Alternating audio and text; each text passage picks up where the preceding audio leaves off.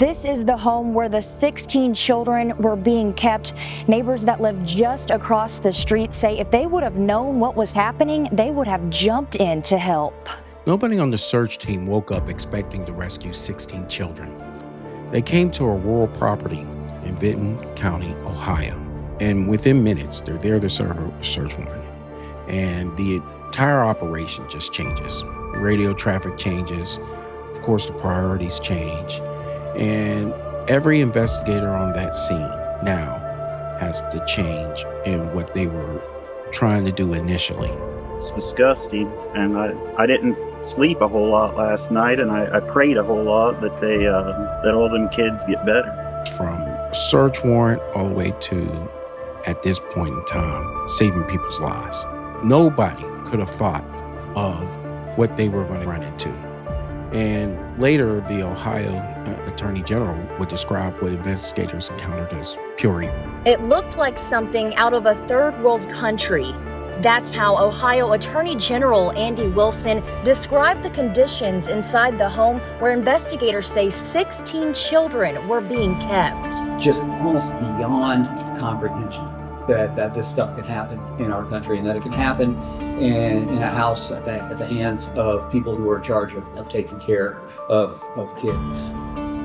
Those are pretty powerful words, and they reflect on how the officials observed what they saw, how the criminal investigation and the allegations, at least ahead of time, how that has shifted, and what will ultimately be tested in court. Really hope they all get better. But I mean, it obviously is weighed on my conscience that I wished I could have done something. Now, investigators say the suspects are the kids' grandmother, grandfather, and father and mother, and that they could have been living in a 12 by 12 room for years. Of course, the biggest question is, what happened in that house? What did they see? What caused the mission to shift from executing a warrant to protecting children? And that's where we're going to take a look at today in this investigation. This is the Hill of Justice. I'm Jerome Hill, former detective and state investigator, and with me is retired Sheriff Victor Hill. We've worked enough criminal investigations, brother, to know when there's a moment that even us as experienced investigators, we realize that the original case and what we initially came into becomes something much bigger. And we've seen this before. Well, yeah. I think the first thing before we get into this, what I'd like you to explain, if you know more about it, is what was the original case? Why were they there anyway before they got to this? Because I think that opens up a big door for what we need to discuss today. What officials are saying is that it was somewhat similar, parallel. They did not understand the scope of what they were about to open up. But there was an allegation that they were going in there to investigate that was similar about child malfeasance. Well, it's interesting because they actually had a search warrant. Correct. And so, a search warrant is not like getting a subpoena. You got to have a lot of probable cause to get a judge to sign a search warrant so you can search somebody's property. So it'll be interesting as this case unfolds for us to read the search warrant and see what it is that actually led them there, and why what the difference of what they thought they were looking for was hugely different. Mm-hmm. There's two things that we definitely got to discuss today. There's two big elephants in the room. Okay, how does something like this go on for so long? Mm-hmm. And we have this strange culture that is developing or have been developing called no snitching, and which is the most ridiculous thing in the world because everyone's talking about I'm not a snitch, but if their mother, sister, or grandmother got killed, they would want someone to tell who did it. All of a sudden now the no snitching goes out the door, but they want to say that they're not snitches. And because of the fact that we have this culture, there's a lot that goes on unreported. But then there's another culture in law enforcement that's just as bizarre. We've seen it. I think the Jeffrey Dahmer case was a good example. The police were told several things, and no one in that agency took it serious until, there were many, many bodies gone by that particular time. So that's the big gap in situations like this and other situations involving robberies, murders, etc. You got a group of people that feel culturally they're not supposed to tell law enforcement. So this goes on and on and on. We know the saying, "Evil persists when good men do nothing." Then you got this other culture where, well, we told the police it's a drug house. We told the police something, and no one really paid it any attention. Or they get this, well, ma'am, there's nothing we could do. And then next thing you look, the situation gets like this. So those are two big elephants in the room. Anytime something like that comes up, that no doubt we'll be discussing as you bring up more. Sure. Authorities have now alleged that the children were confined primarily to a single room over an extended period of time. If that allegation is supported by evidence, investigators won't rely on just a photograph or a witness. They're going to look for multiple forms of corroboration. They're going to go into looking at medical findings, physical evidence inside the residence, digital evidence, even, statements from other witnesses who isn't around. Investigators are just not going to go ahead and ask, can we tell a compelling story? Who cares about that? They're going to ask, can we prove each element with admissible evidence? And that's the difference in this headline for a successful prosecution. Well, Jerome, I don't really think this is a little complex investigation. I don't think this is something that, hey, it's going to take a lot of work or whatever. I mean, if we just answered a call there and walked in on this, instantly we got the right to take those kids into protective custody, right, without a search warrant. Mhm. And start taking pictures, and this is what they call in the legal world prima facie, meaning that it's just obvious. I don't think this is a whole lot of investigation when you see kids there or whatever. This is a no-brainer case. I think what we really On need the to be surface, it asking. is, but it's a complicated investigation. This is how you have two grandparents and you have a mother and a father, right?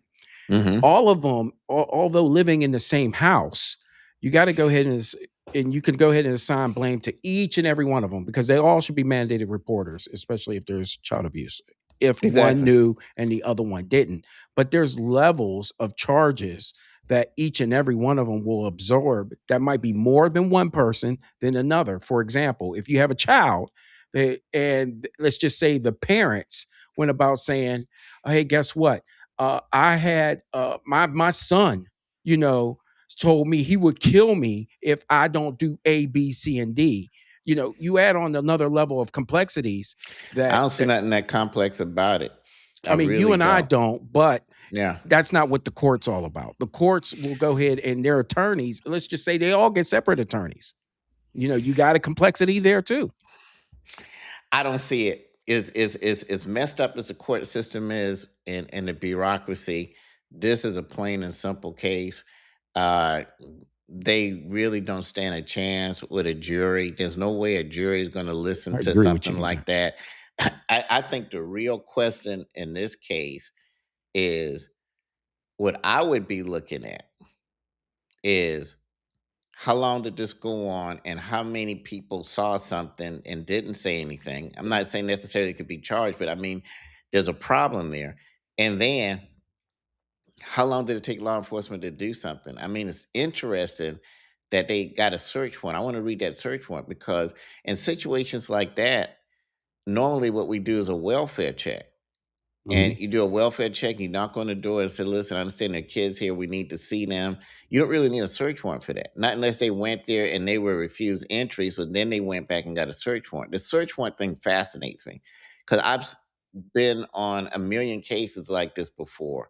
And basically, we get a call, hey, we believe these kids aren't being treated right or whatever. And you go there. Or sometimes, in Georgia, they call it DFACS, the Department of Family and Children's Services, and they'll go there and they'll call and ask us to go along with them. And we knock on the door and say, hey, listen, we need to see the child. We need to look around, make sure everything's okay. And unless we've never had a situation where someone told us, no, you're not coming in. Now, if they did, then of course that would create exigent circumstances. Would it require a search warrant? Maybe so. Or maybe it would be exigent enough where we got to make entry because we feel there's some type of danger depending on how that came about.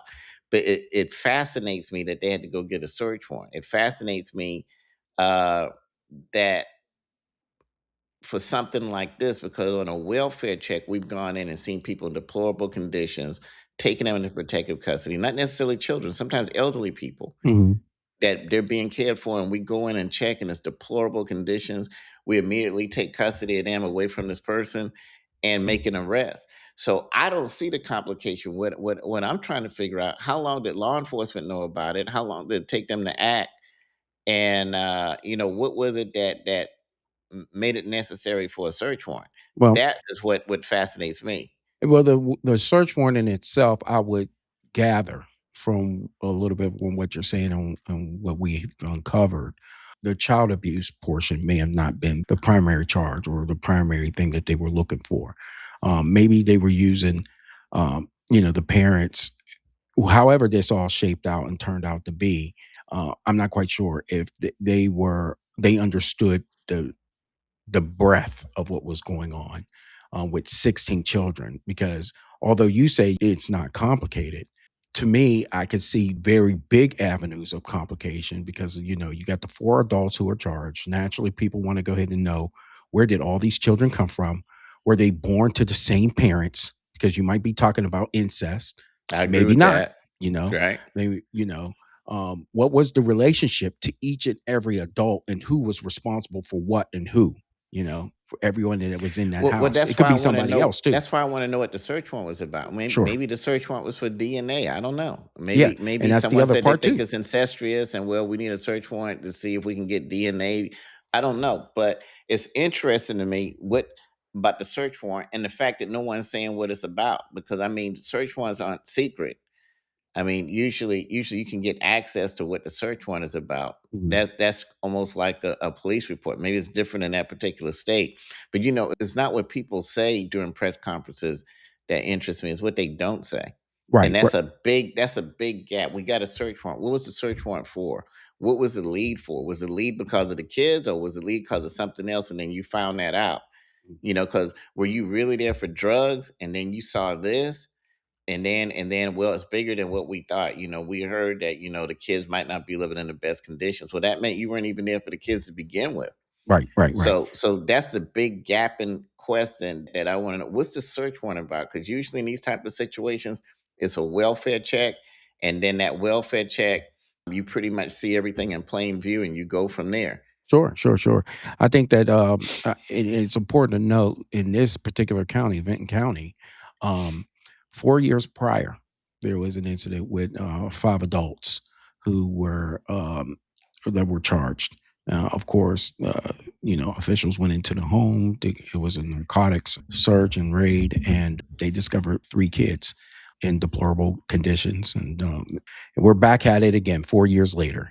And it's not inconceivable to me. Just let's go back to the DNA portion of what you were talking about, where there was some type of allegation of that sense. We don't know this to be for sure. So, the Hill of Justice podcast is not saying this for sure, but we're just putting out a particular theory that maybe they knew about one or two kids.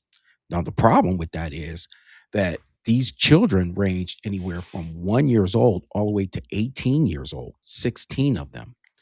And the 18-year-old could, from what reports are saying, couldn't even write its name. That is a sustained. Now, obviously, there could be a million reasons why a child can't do that at 18 years old.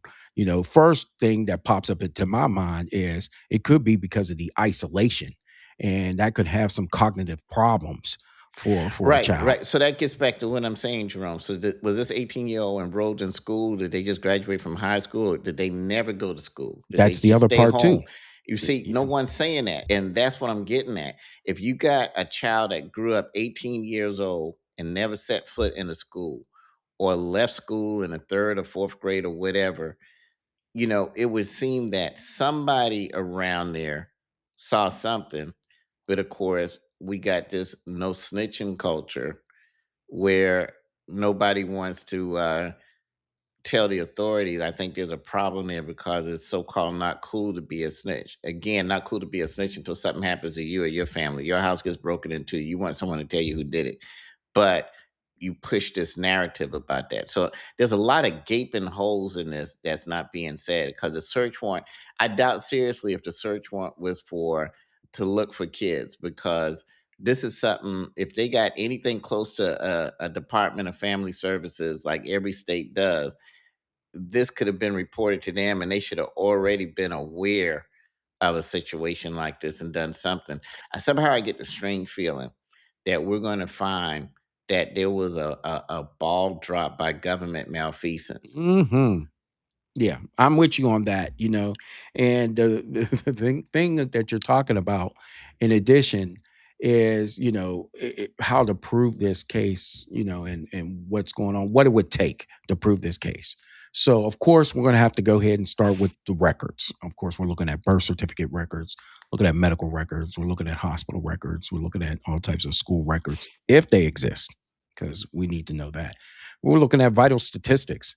And another tool that might have to use here is DNA. I'm almost sure you have to also know that to be true too. They're doing a Oh, DNA absolutely. test on each and every one Yeah, of them. yeah, yeah, yeah, Yeah, yeah. because you're not Yeah, taking the this, parents' word, and you can't take the kids yeah, because yeah. they've been You got to indoctrinated to check. whatever they said. Exactly. You got to check and make sure. We're not saying this happened, but make sure the grandfather is not the father. No, I get exactly what you're saying. Yeah. And this has to be done. But again, it's interesting. There's just so many gaping holes that's not being said here.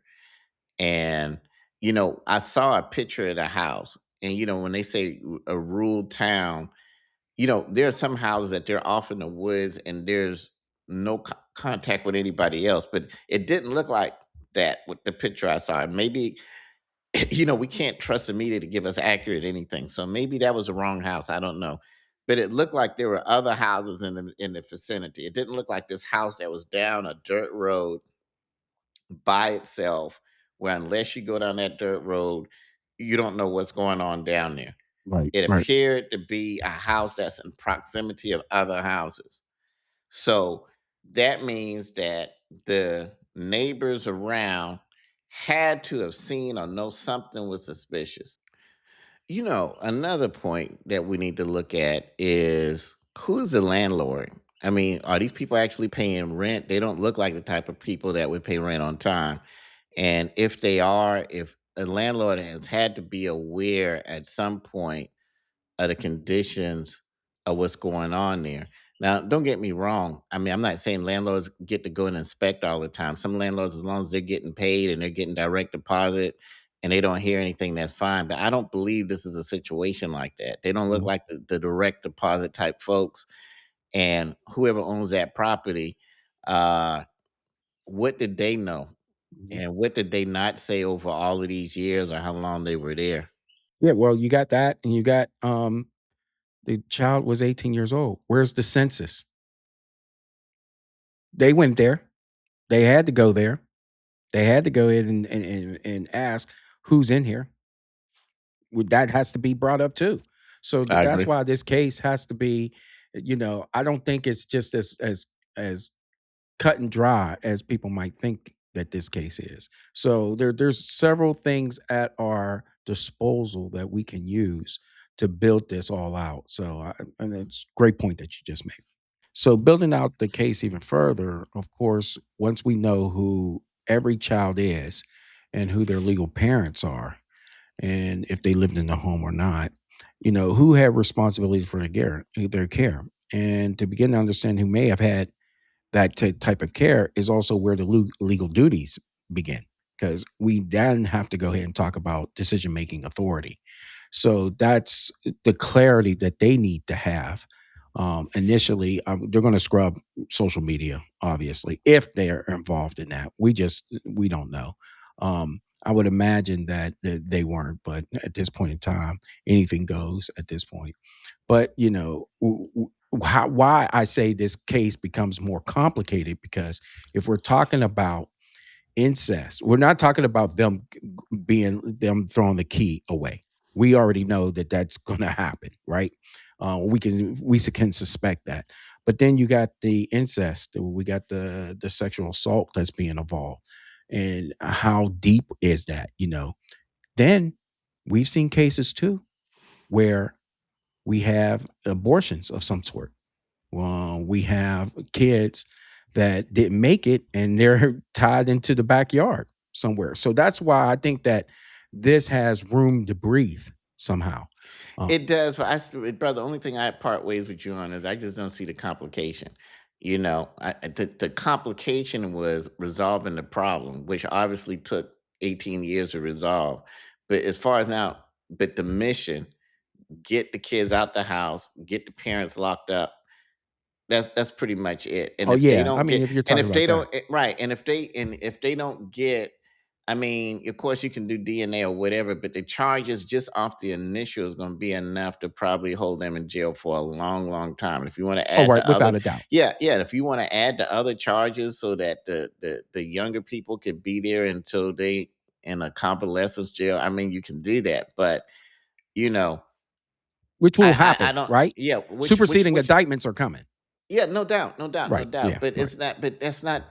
I don't see where that's hard. You can indict a ham sandwich. They can. Oh, DAs go in and make up stuff on people all the time. They've done it on me. But that's not made up. This is easy. right. Right. Well, Yeah, if you're right. This is not made up. Just the pictures alone is enough evidence, right. right, that these folks are going to serve time and they're never going to have these kids in their custody again. For sure, for sure. Right, right. And if you're talking Yeah, about that on that level, on the 30,000-foot view, right? But they right. still got some hard work and to do to put it all together. Yeah, I don't. I think they may have a It'll be long. volume of work, but I don't think it's going to be that hard. You put the DNA, you send it off to the state. They take forever and a day to send it back, but when it comes back, it's either positive or it's not. At the end of the day, you got neglect, you got this. I think the bigger problem is having leaders look into what went wrong with the system. How did we miss this for all of these years? I think that's the complicated part. Mhm. Yeah, Mhm. this making sure that they stay in jail and making sure that those kids never in their custody again, that's a done deal. Yeah, I mean, if we're just talking about that, yes, well, absolutely. And some of the things that are going to not so much complicate things, but or add to a more juicier story for everybody else. It's not so much for us. Is they're going to go ahead and who gets what charges? Because at this point in time, who cares how many charges? At this point in time, I think that's what you're Yeah, arguing, right? Hey, exactly. it doesn't matter about the Yeah, charges. DAs stack all type of charges on people all the time. Some that are unnecessary, some that are not. They're going to throw a million charges at them like they do everybody else, Mhm. and then but these charges are going to stick. I mean, just one felony charge on this here is enough to put them away. I that doesn't concern me. I don't even think that's an issue or nothing to worry about. The question is, how was this missed? And in that particular county or jurisdiction, how many more are out there like that no one's paying attention to that maybe they need to run and pay attention to now? That's the real Mm. question here now. Right. But that part of it is right. Of course, my mind defaults also to, what are some of the blind spots that, of course, the president isn't talking about right now, or even the DA is talking about that we've seen happen.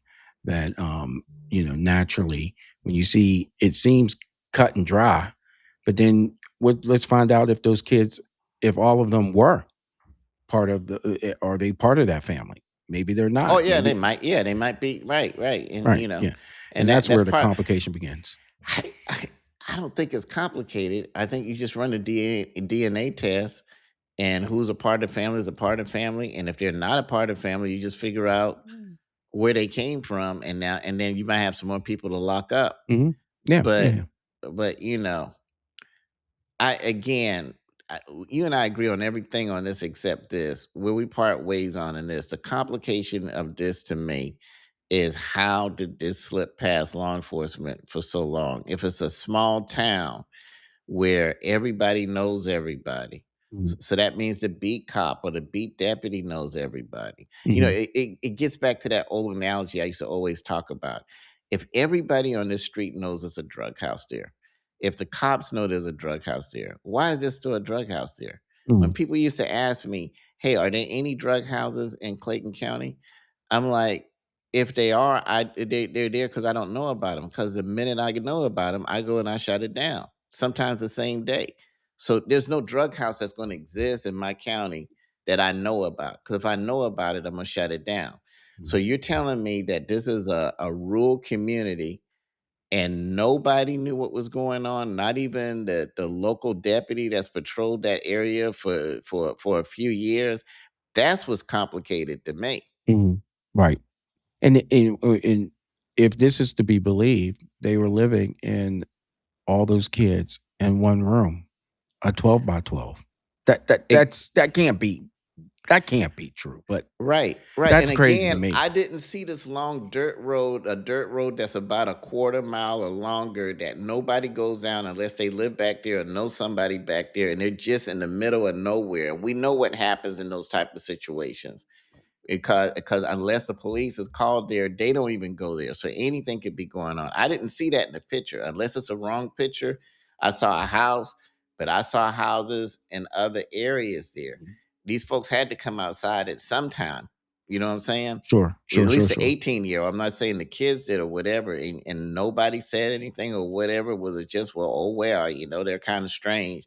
That's the complication. Mm. Well, and for the audience out there and people who are part of Hill Nation, tell us in the comments what you think about the whole matter. Several of the children, though, required immediate medical care, and they were moved. I believe two of them were transported by medical helicopter out of Yes. there. And one of them being in critical condition. I believe that it was the DA that said that if it was 24 hours later or longer, they were talking about cadavers at that point in time. So whatever happened in the nick of time for those kids, and our prayers go out to those children. I mean, But Jesus. now I'll tell you something that could be a little complicated with that. Uh, uh, uh, if they were that close to dying, how do we know another child didn't die in that house?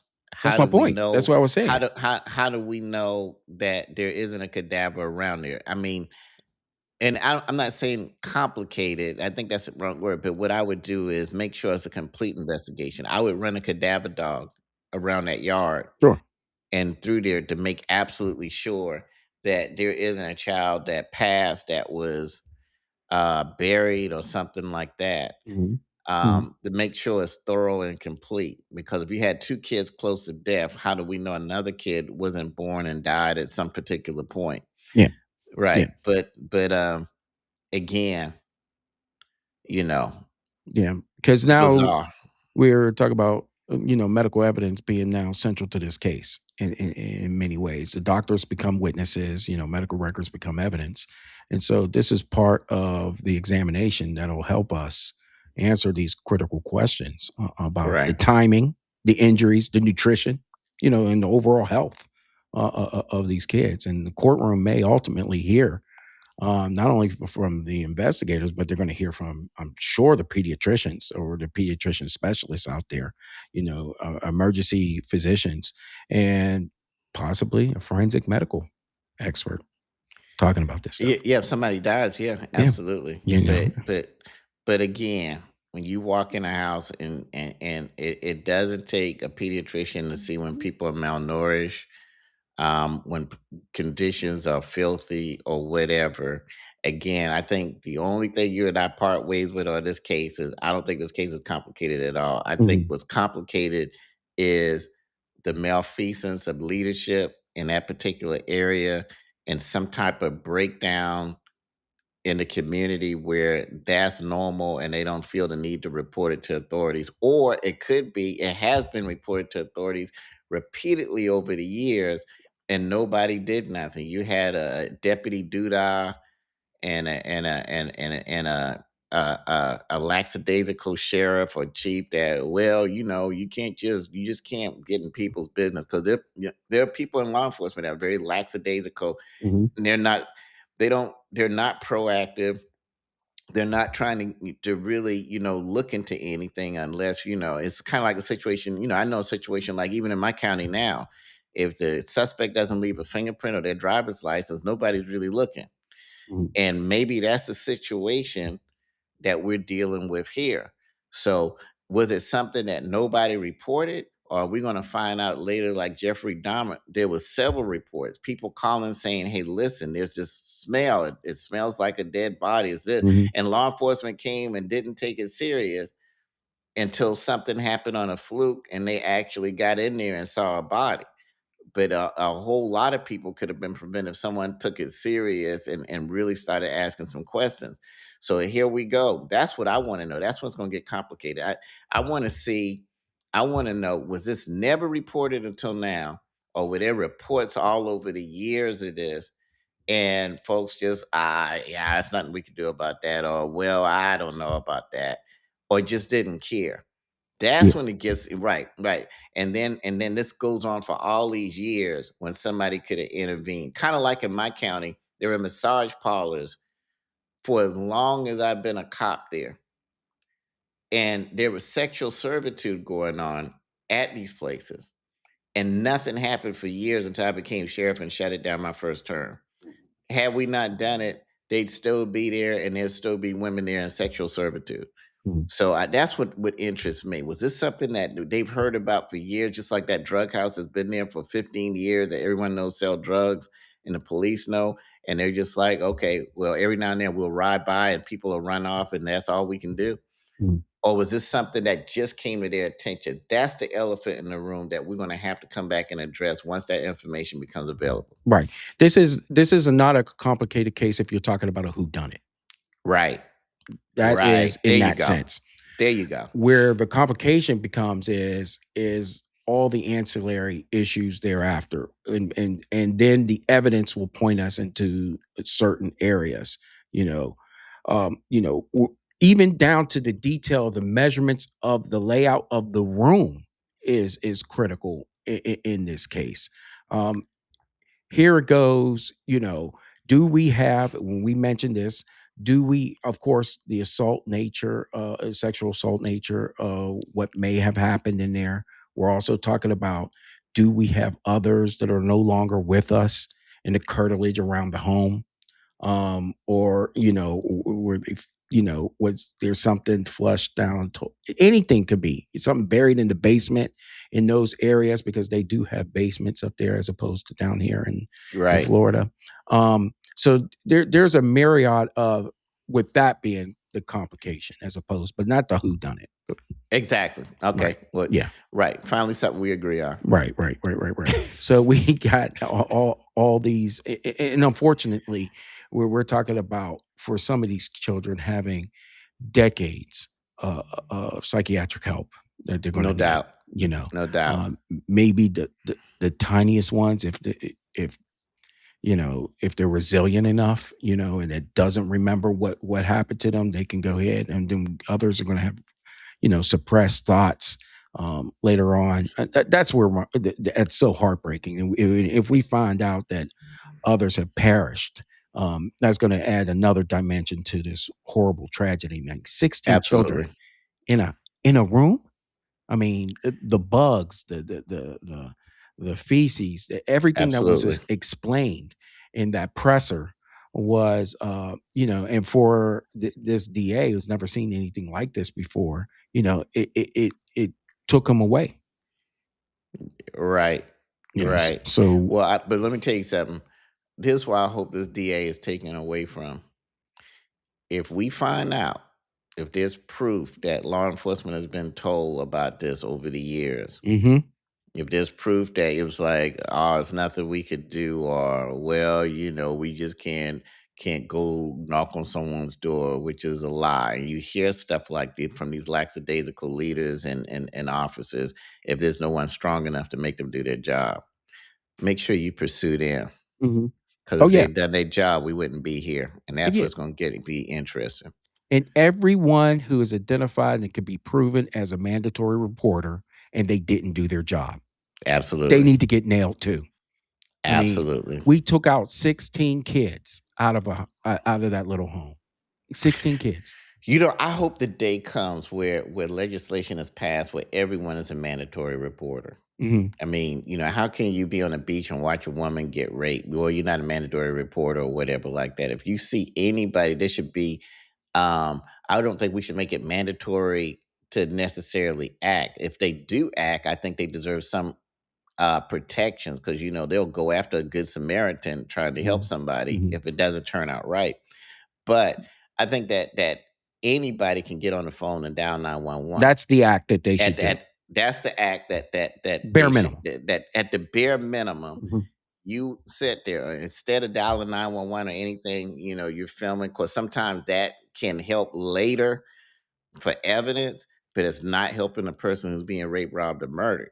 So after you dial 911, you could start filming. But I think that should be the first thing. If you video and that the 911 call should have been made first. And so not just mandatory reporters, everybody should be a mandatory reporter. Yeah. To allow something like that to go on and, well, I didn't want to say nothing is, for lack of a better term, asinine. Yeah. I think that I think we both will agree about this. That this case involving 16 children, how does it remain largely outside the view of schools, medical providers, neighbors, Yes. and other systems for an extended period of time? That is the juicy question. That's the elephant in the room. And That nobody talked about at that press conference. Correct. Exactly. Because I agree with you on this part of it. The culpability may extend to law enforcement in that sense. Absolutely. Absolutely. and or family and children's services or whatever mechanisms they have that's supposed to be the guardians for children. Right. And the state is quick to go ahead and absolve themselves of any responsibility. How will we know? We didn't know this and this and that. But if we do some deductive reasoning, we can always find out why didn't you know? That's exactly right. That's where we're at in this. Well, brother, we'll go ahead and wrap up at this point in time. Many of you are subscribing, liking, commenting on our videos. We really do appreciate it. We're growing by leaps and bounds. And, some of the things that you challenge us in the questions and the comments is very, very good. Keep that up. And it's always engaging to go ahead and speak with many of you out there about what's going on. So, brother, I think that lastly, we'll just go ahead. We're praying for all the victims, those children. And we just hope that there isn't more victims at this point in time. And Absolutely. We'll definitely leave it at that until another episode. We'll talk to you later. All right. This is the Hill of Justice.